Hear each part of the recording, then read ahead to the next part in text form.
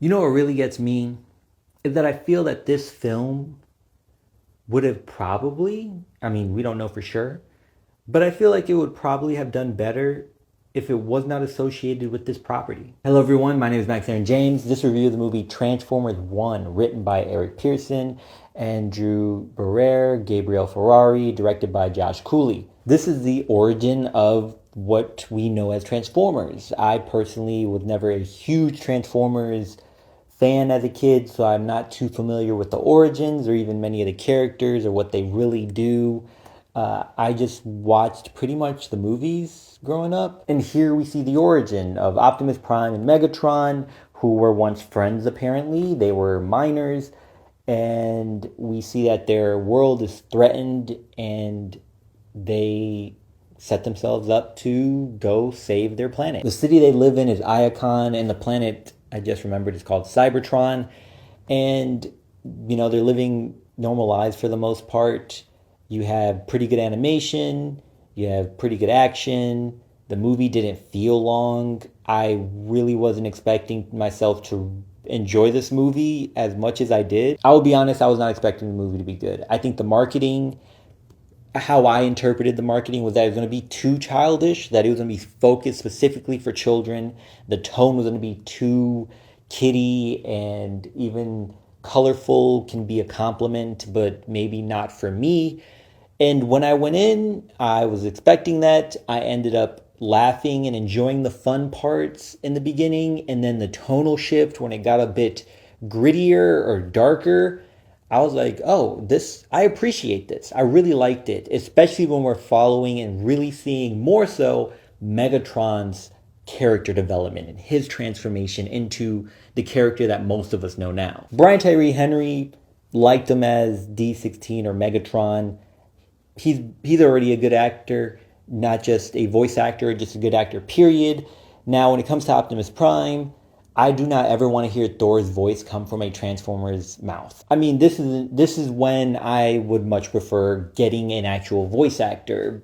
Chris Hemsworth attempts to change his voice throughout this movie, but I feel there are points where maybe he gets really into character and his voice goes back to the voice that we are familiar with. So it feels like I'm listening to Thor just being slapped onto Optimus Prime's face. I also know some of the other Transformers that are cameoed here or mentioned, and I was like, oh, I know that Transformer. Or more so, I've heard that name before. I may not remember what they look like, but yeah. Now, when it comes to the story itself, I expected some of the twists, if you would call them twists. Again, this is a kid movie, so I suppose you would expect them if you've seen enough films. But I did expect them, and I still enjoyed the adventure. I was just more of seeing how do we get to the Transformers that general audiences are familiar with these two fighting it out. And even though I knew that was going to happen, I like to see how it happened, the origin of it, and just the way these characters were written, I really appreciated in a way. Now, the issue I am having when it comes to that is for decades, we are presented, even if you have not seen the movie, you're thinking Megatron is a merciless, completely apathetic, maybe even narcissistic, just a violent being. He is the villain, right? The epitome of a villain. He has his only purpose, his only goal is to take over, right? That's it. And in previous movies, we seldom really see if he has any purpose beyond that, or even if he has a goal beyond that. We do not necessarily see what caused him to be this way, just that he wants power, and therefore he is the villain and he is the issue, and we are presented that forever. In this movie, we get a reason, we get purpose. Megatron has purpose and reason and logic behind his actions, all of his actions, and in no way did I feel that he was wrong. In no way did I feel that he was doing something bad. I feel everything was justified. At no point did I feel that his target, the people that he ends up turning on, did not have it coming. And this is not the same as Killmonger or Thanos, because although we understood their reasoning and their thought process,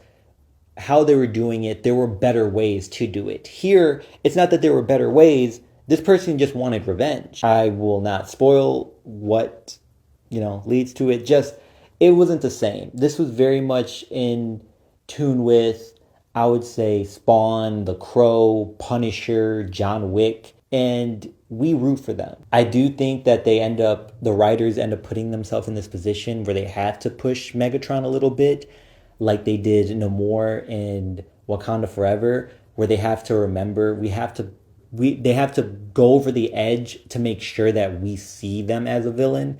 And I don't like when writers do that. I know I am complaining, but this is not a major issue. The movie I liked overall. I had fun. I was entertained. I think it paced very well. It did not feel like an hour 45.